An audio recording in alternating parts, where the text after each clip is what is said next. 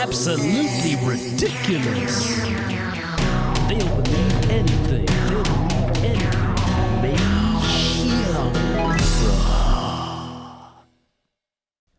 So in last week's episode, we talked a lot about trust the science. And if you want to see that video, you can easily see it on our channel. But before we get into that, which we're going to talk about again, we just wanted to remind everybody, please give us a like, give us a subscribe, or try and share one of our videos. We're a relatively new channel, so any help you can give us would be great. And if we can, get more subscribers, we can produce better content and do more research and fix the Chinese subtitles, which is a real big challenge. So how do you say it in Chinese, Abby? Yeah, 如果你喜欢我们的影片的话，请帮我们按赞，然后可以订阅我们的频道，然后开启小铃铛，接受通知。那因为我们也需要大家的鼓励，所以如果喜欢，也可以帮我们留言。那这样子我们就会更有动力，然后去就是制作接下来的影片，还有就是去研究这些 data， 然后就是研究这些数据啊、新闻啊，分享给你们。Sure. 谢谢。Yeah, and if if you think one of your friends might like the videos and you share it with them, again, that really helps. 对，也可以帮我们分享给你们的朋友，就说这个好像蛮有趣的，就是可能平常很少看到有台湾人就是在讨论这样的事情。那我们也希望像这样子国外的一些资讯啊、薪资啊，然后是可以让台湾人知道，然后大家多多思考。Sure.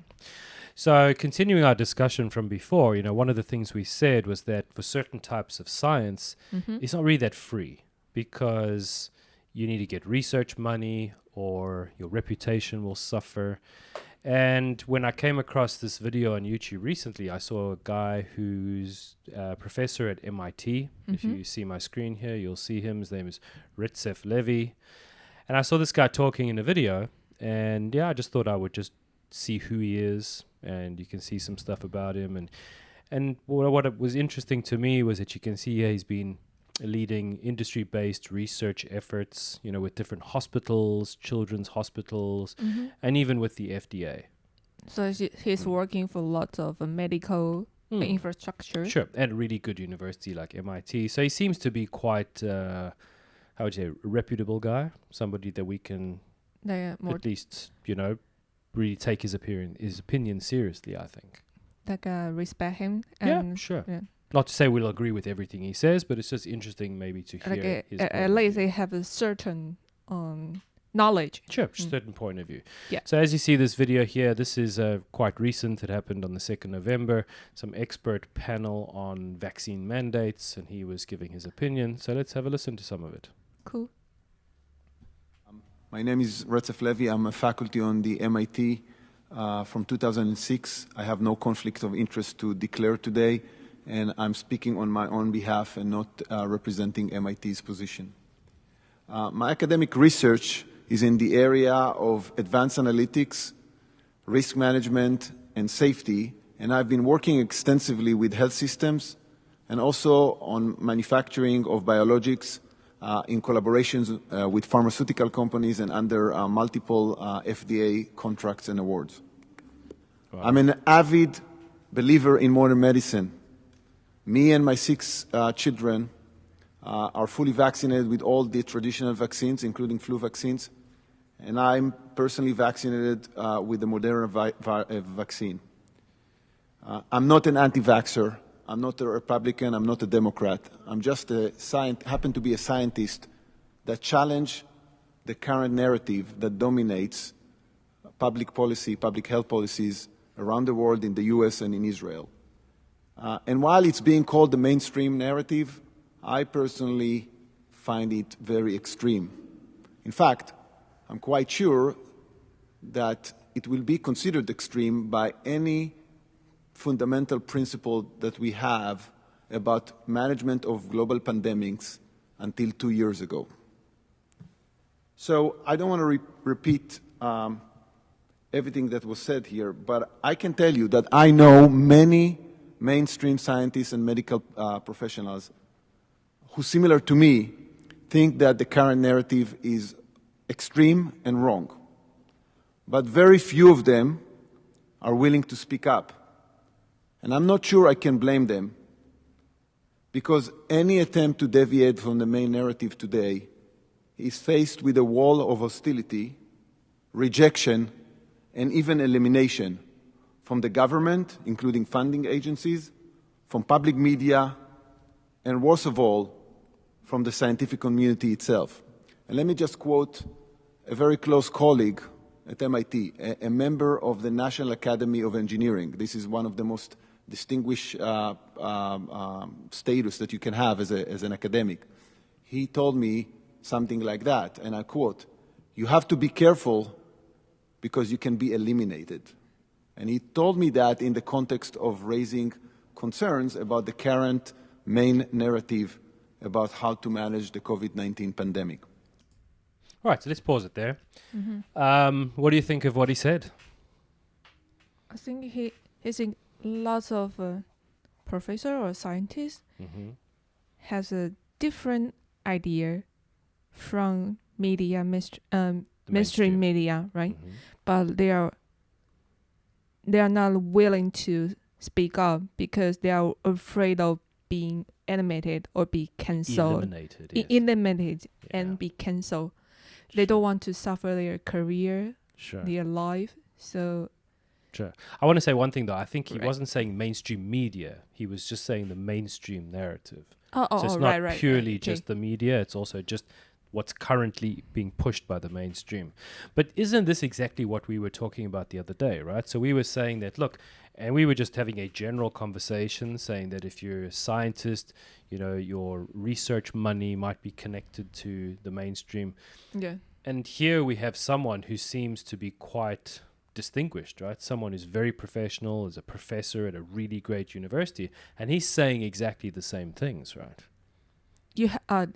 They have pressure because they need maybe some support from their community or for their sponsor. So if they say something they don't like it makes some troubles. Sounds like that. And it was interesting to see that he says he knows a lot of people who won't stand up. Right. Yes. That's very interesting. So I mean, forgetting COVID for a minute, just think about a lot of different issues. If scientists are scared to go against the mainstream, do you think that's good for science? Definitely not, because we need different opinion, right? And then we try to make experiment or try to make a hypothesis and try to see if it's right or not. If they don't provide their opinion or their ideas, that means we probably narrow our views just in certain ways. Then we couldn't make progress in the future. Right? And it might be like an untapped resource, right? I mean, there might be a lot of people with some really great ideas, but they might feel that they're not free to express these ideas, and then we all lose as a society. It's not a win-win solution. No. Yeah. So it seems pretty bad, right? And it's also interesting that he said there that he considers, and again, none of this is our opinion. We're just talking about his opinion. We're not giving anybody advice or telling anybody to do or not do anything. Yes. But he said that up until about 2 years ago, the current way we're dealing with the virus would have been considered extreme.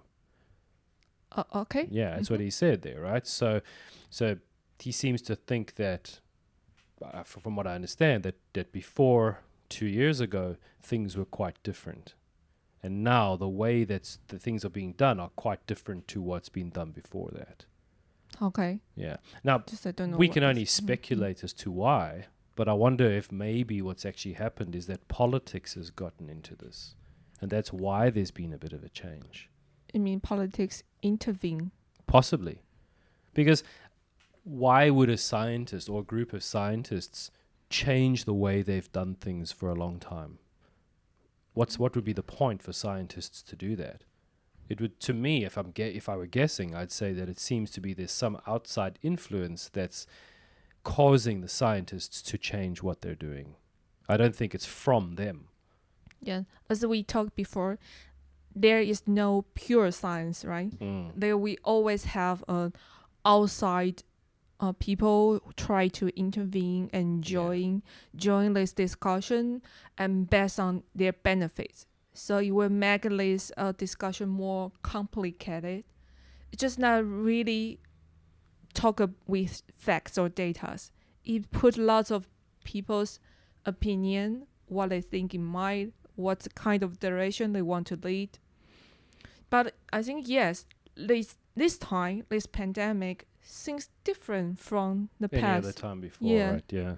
Yeah, I was reading something the other day, and I think they were saying that it's quite strange that this pandemic is actually lasting this long.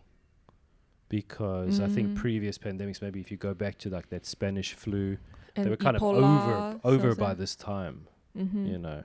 So I think people should be able to question that, right? I mean, what happens, and this is purely hypothetical, but what happens if what we're doing now isn't the right way? But all the scientists who think that are too scared to voice their opinions because, as he said, they'll be eliminated. That might mean that we won't change course. So even if we are doing the wrong thing, we won't have people who stand up and then make us change direction and do something better because they're all too scared of losing their jobs or their respect to do it. Yeah, okay. No time for for break. I mean, you're driving your car, you go through to maybe to the cliff, but no one want to stab the brake and turn around, stop it. Sure. And I mean, with what we've seen, you know, a lot of the new vaccines and all this stuff is experimental, right? It's never been used before. It's the first time. I think everybody knows that, right? So, I mean, whenever you try something new, what do you think? Is there a possibility it could be the wrong way? Possibly, right? Yeah, maybe. Yeah. But And who would tell us if it was the wrong way? who? Okay. It's surely scientists, right? Scientists or the doctors. But then if they're too scared to say anything, they will never know. Yeah. So right now, maybe we just let the people who didn't have the knowledge and try to direct this case, this issue. Sure. But like we said before, not every scientist are at the right track or right direction. Sure. So that's why we need a different and valiant opinions Sure. at the same time, and people can discuss each other, and we can make a judge by ourselves. That's what we want, right? Open discussion. Sure. But right, things like from this professor, what he said, yeah, people not right now are afraid of to speak. Sure. They want to hide their opinion. And I think you see the same thing with the climate change stuff, right? You see they keep saying 97% of scientists agree. And I already challenge people to try and search that one. But what's the message there? The message is, listen, majority of people agree, let's not talk about it. But that doesn't seem to me to be science. I don't know if anybody watching this, what you think, but does that seem like the way science should be? Because to me, science is about questioning, right? Always questioning, trying to find out more. But when you stop people from questioning, doesn't seem right. Yeah. Anyway, let's watch the rest of this and let's just see what else he says and we can see what we find interesting.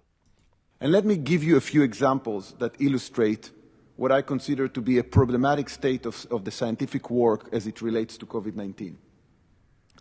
Back in April 2021, there were multiple scientific articles that were published based on data from Israel in the most premier academic journals, New England Journal of Medicine and The Lancet.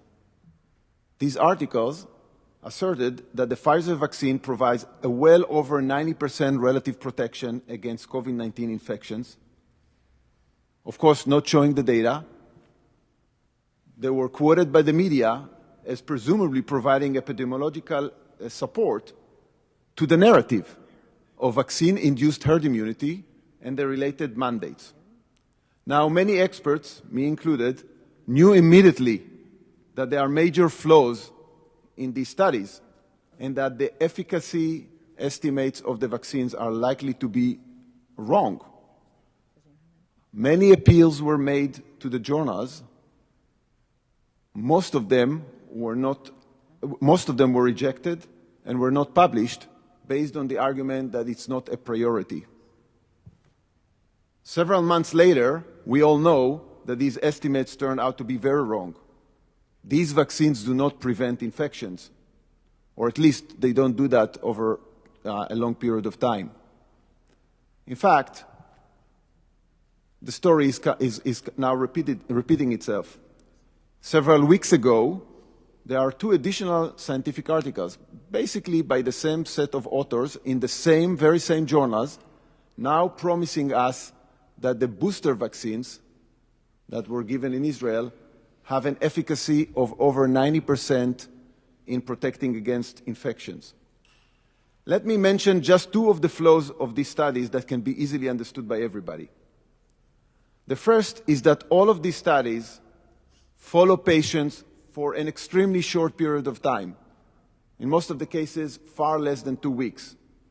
One has to ask himself or herself, what does it even mean to follow someone for 2 weeks in order to determine the efficacy of a vaccine?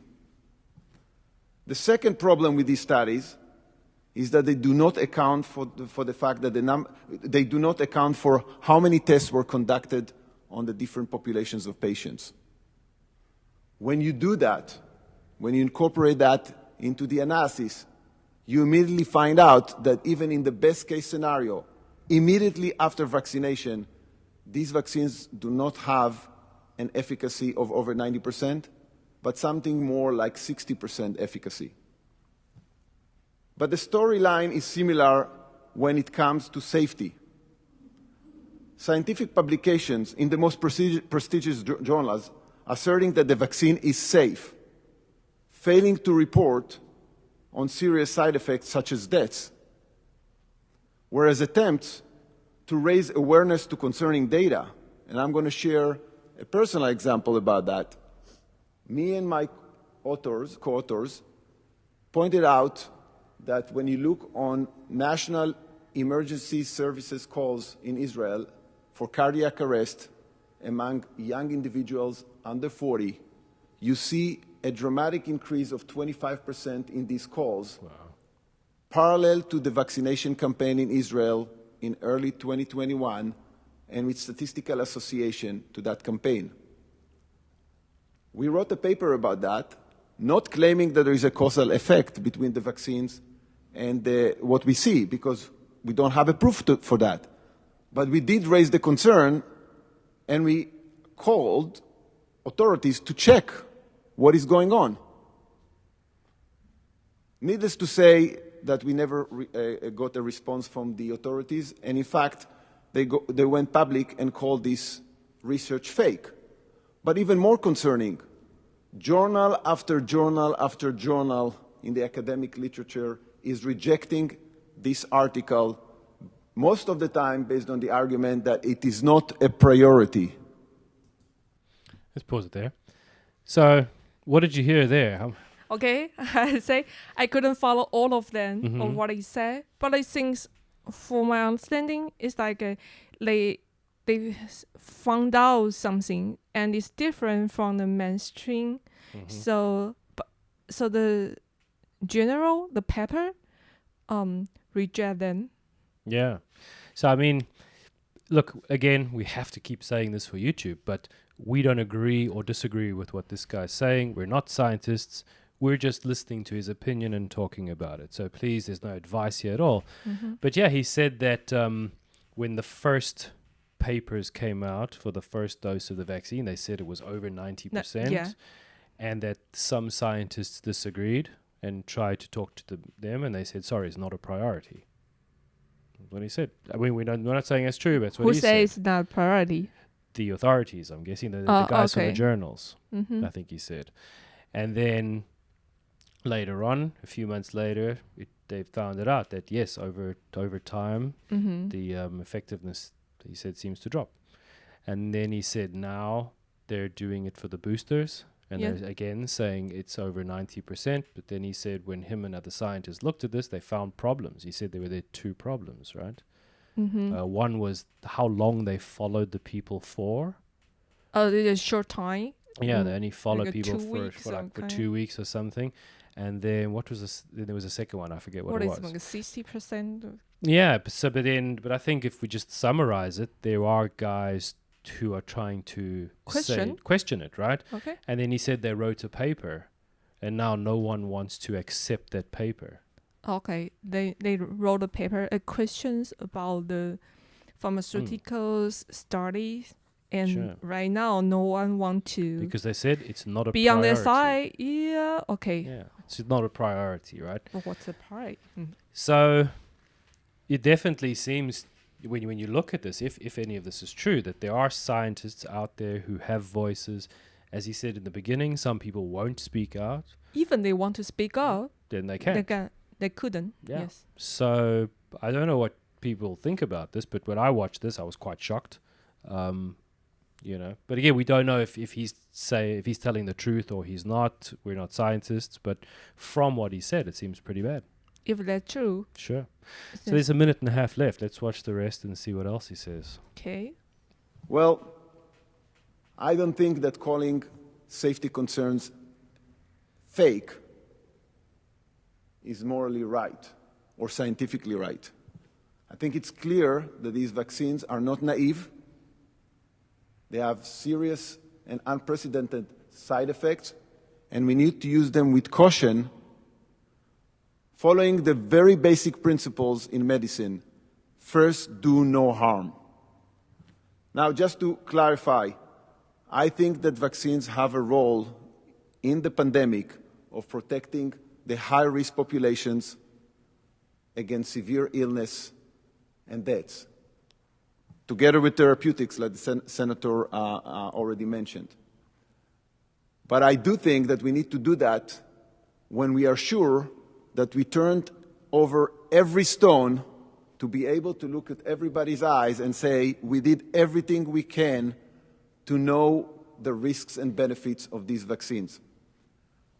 The fight of this nasty virus, the fight of this in this nasty virus, requires collective humility, empathy, and having science on our side.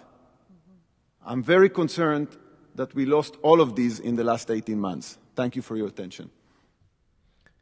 So interesting there, right? Like when I watch the news, I keep hearing this one phrase over and over again. Trust the science, right? But this seems to be a man of science. And he seems to be talking about people he knows. And so we shouldn't follow them. Is that not trusting the science? Should we not trust them? Is there only one true, real science, and that's the mainstream one? And anybody else, is just not good for some reason? I think he's not trying to persuade people like what they did is right or correct. They just want to say, hey, we have different opinions and we want to let you know. And that's why we provide it, but no one won't accept it and listen. So, I think that's not the citizen or normal people know, because we already think the scientists did their best. They provide the latest research to all of us, so we just believe it 100%. But since right now there's some voice that we couldn't hear, so it's our people's loss. Sure. And it's really hard to hear from these people. I mean, even for us trying to share this with people, as you can hear, we keep saying, we're not agreeing, we're not saying what we think, we're not advising anyone, because otherwise this video will be removed. So, you got removed. So it's so hard for people to get a kind of information, right? Yeah. So he just said that for him and the people he works with, a lot of people won't make their voice heard. Yeah. And then he also said that for him and those people, if it's true, they're trying to make their voice heard, and people are saying, sorry, it's not a priority. Yes. But I thought the pandemic was a priority. And then even if there are people like you and me who just care and who want to share this information, we have to be so careful. Mm-hmm. Yes. But then I wonder if you make a video that supports the narrative, if you like somebody like us, if you made a video that supports the narrative, do you need to be that careful? I don't think so. If you're going with the narrative, you can say anything that you want, right? Yeah, that's the best thing. Like in playful, like everyone can say what they think.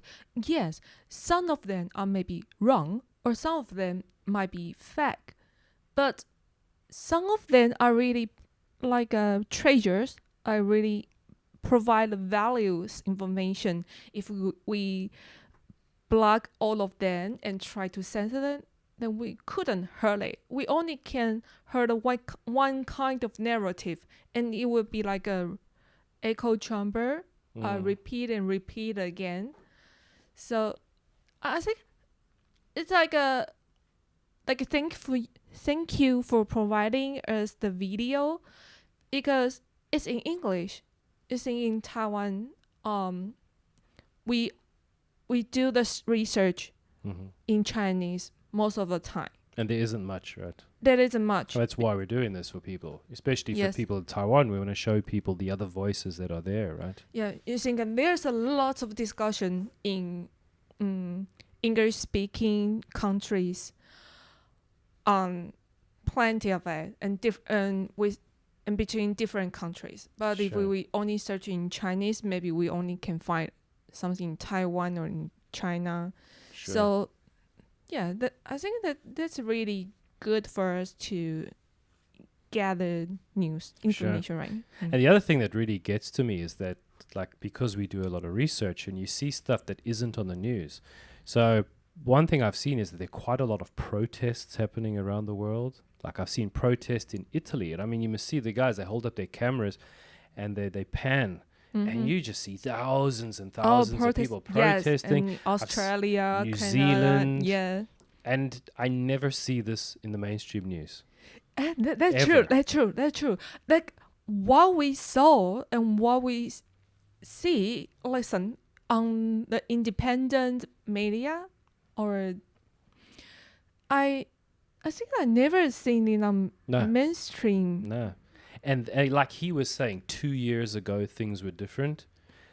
Kind of, I agree. Like, in the past, I'm not saying it's 2 years ago, but in the past, I think you used to see stuff on the news. At least part of that, right? It is part. Now it's just like dead. It's just completely different. one I think side. I live in a different world. When I talk this kind of thing to my friends, the people, what are you talking about? Yeah, I mean, and I see these, right? I should show you one, and I could show it to the camera as well. Yeah. Something I saw from New Zealand. Do you know in New Zealand, like, because obviously I'm from South Africa, so we like playing rugby, which is like ganlancho, but it's a different style, right? And before we play New Zealand, they always do this special dance. It's not a dance, it's a war cry. The Kimi dance. It's called the haka. Haka. And they yeah, I know. So this is people. Look at this. I mean, I'll show the camera. So this is people in New Zealand doing that dance, like protesting, right? Look at it. Oh. Let's show the camera. Yeah.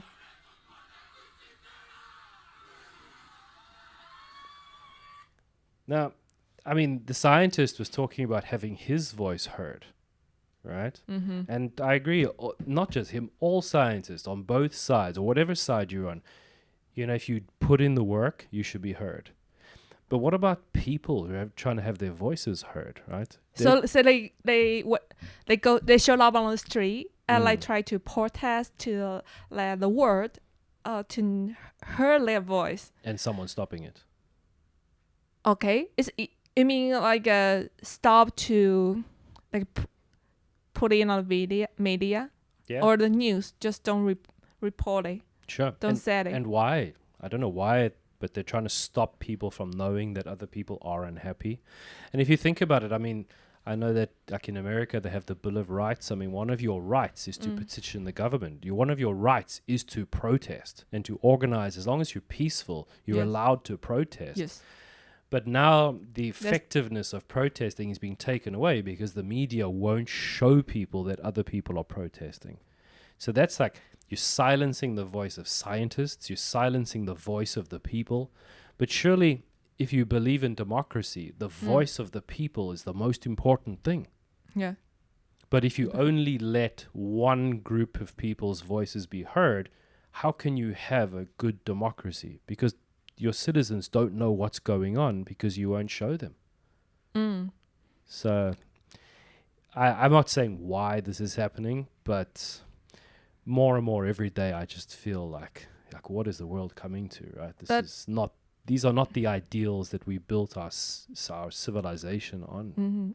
I think before, like, if people protest in some cities and it will show up on the media or on the YouTube, okay, but and in another cities they will see and they have the same like emotion, or they have the resonance. So they will do the same thing, and it's like continuous and contagious feeling, and it's like no boundaries. Sure. So I think some of them don't want to see the connections. Sure. Maybe. I like what you said about contagious. Maybe Yeah, that's it's what contagious. people are worried about. They're worried that if you know other people are protesting and you agree, once you see it, you might get involved. Yeah. Yeah. Just like think about like LGBT, the kind I of was about movement. to say, because that's definitely on the news. And Black Lives Matter. Black Lives Matter. Yeah. Like we all know that in Taiwan, because the media and the news, the paper all talk about it.